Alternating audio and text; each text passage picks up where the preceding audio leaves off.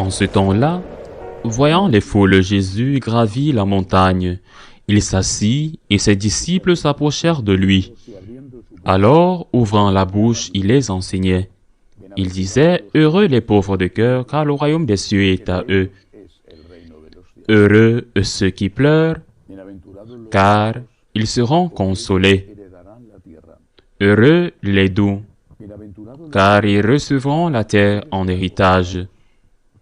Heureux ceux qui ont faim et soif de la justice, car ils seront rassasiés. Heureux les miséricordieux, car ils obtiendront miséricorde. Heureux les cœurs purs, car ils verront Dieu. Heureux les artisans de paix, car ils seront appelés fils de Dieu. Heureux ceux qui sont persécutés pour la justice, car le royaume des cieux est à eux. Heureux êtes-vous si l'on vous insulte, si l'on vous persécute, et si l'on dit faussement toutes sortes de mal contre vous. À cause de moi, réjouissez-vous, soyez dans l'allégresse, car votre récompense est grande dans les cieux. Acclamons la parole de Dieu. Aujourd'hui, c'est la solennité de la Toussaint. Il est certain, même si nous ne pouvons pas le prouver, que certains de ceux qui nous ont précédés, parents ou amis, sont au ciel et sont vraiment des saints. Car qui est un saint?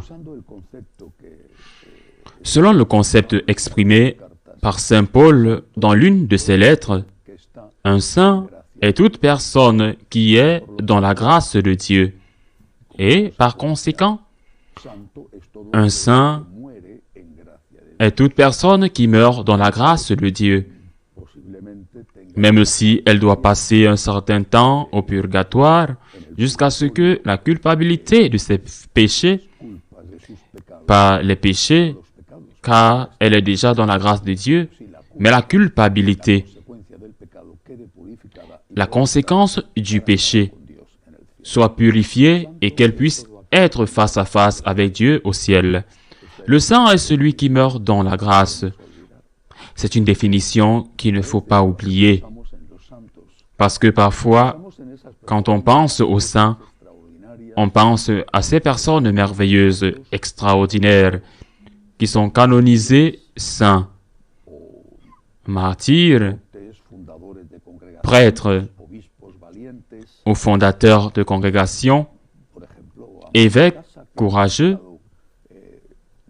par exemple des femmes au foyer qui ont accepté de mourir plutôt que d'avorter, des jeunes comme Carlo Acutis. Nous pensons à des personnes extraordinaires qui sont effectivement des saints béatifiés, Bazakon saints bénis ou déjà canonisés, des bienheureux aussi. Mais ce sont aussi des saints, et aujourd'hui, nous nous souvenons de tous ceux qui sont morts dans la grâce de Dieu. Ce serait une définition très basique, très importante. J'aime penser, en plus de cela, j'aime naturellement penser à quelque chose d'autre. Le saint est quelqu'un qui aime. Plus il aime intensément Dieu, plus il est saint. Et parfois, cet amour se heurte à l'obstacle du péché en soi. Saint Paul le dit clairement. Parfois, ce que je ne veux pas faire, je le fais. Et ce que je fais, je ne veux pas le faire. Et il ajoute, je porte ce trésor dans un vase de terre, afin que l'on sache clairement quel est le trésor, à qui il appartient et quel est le vase. Saint Jean Bosco parlait très durement de lui-même et c'était un saint extraordinaire. Je pense que c'est quelque chose de très commun et je ne connais aucun saint canonisé qui, de son vivant, aurait dit « Je suis grand, je suis très bon, et je ne sais pas pourquoi je n'ai pas encore été canonisé. » Si quelqu'un était assez fier pour faire cela, il serait évident qu'il n'est pas un saint. Le saint est un amoureux, quelqu'un qui aime. Mais il n'est pas seulement quelqu'un qui aime, il est quelqu'un qui veut aimer. Quelqu'un qui souffre de ne pas aimer, de ne pas aimer assez, et quelqu'un qui supplie Dieu, qui est l'être aimé, de lui donner plus d'amour. Saint Augustin, un saint extraordinaire, le saint du cœur amoureux, disait, en se référant et en s'adressant à Dieu, « Donne-moi l'amour, ma vie. » Je dirais fort, parce qu'en me donnant l'amour, tu en jouis. Donne-moi l'amour, ma vie, donne-moi l'amour, donne-moi l'amour. Il regrettait d'avoir rencontré son amour. Dieu, si tard je t'ai trouvé, beauté toujours ancienne et toujours nouvelle. Tard je t'ai trouvé. Que de temps perdu à chercher la vérité dans leur cas, mais aussi imprégné de passion. Mais une fois qu'ils ont rencontré le Christ, ils se sont rendus compte que tout le reste était insipide, sans valeur par rapport au Christ. Ainsi ont fait les saints et se sont donnés à la pénitence parce qu'ils croyaient que c'était le chemin que Dieu leur demandait. Ils se sont donnés à la mission avec beaucoup de fatigue, parfois jusqu'au martyre. Ils se sont donnés aux œuvres de charité, ils se sont essayés au service pastoral du peuple de Dieu, ne s'épargnant aucun sacrifice. Je pense à Saint Jean-Marie Vianney, où ils se sont sacrifiés dans leur foyer de manière exemplaire. Je pense aux parents de Sainte Thérèse de l'Enfant Jésus. Ils ont tous cette caractéristique en commun. Ils aiment, ils veulent aimer Dieu, et parce qu'ils l'aiment, ils veulent l'aimer de plus en plus chaque jour. Cela leur fait énormément de mal de ne pas y arriver et de devoir confesser leurs péchés, même si ce ne sont pas des péchés mortels. C'est pour cela qu'ils avancent sur le chemin de la sainteté, jour après jour, coup après coup, et ils se relèvent quand ils tombent, et quand ils tombent, ils demandent pardon à Dieu et n'essaient pas de se tromper en disant que ce qu'ils ont fait de mal n'est pas mal. En outre, il y a un chemin de sainteté que l'Évangile nous montre, et ce sont les béatitudes. C'est très intéressant, et il faut le voir en détail, parce que c'est sûrement un détail qui passe inaperçu. Jésus ne dit pas « Bienheureux es-tu » par exemple. « Bienheureux es-tu » Il ne dit pas cela. Il aurait pu le dire, mais il ne le dit pas. Il dit « Heureux les pauvres en esprit, car le royaume des cieux est à vous. Heureux êtes-vous lorsque vous êtes persécutés à cause de moi et calomniés de quelque manière que ce soit, car le royaume des cieux est à vous. Heureux les miséricordieux, car ils obtiendront miséricorde. » C'est comme si le Seigneur nous disait, pour être un saint, il faut obtenir, donnons un exemple valable pour un étudiant qui a 10 matières à passer. Pour être un saint, il faut en avoir au moins 9 et un A dans une matière. Si tu as 8 et 2 A, 7 et 3 A, c'est mieux.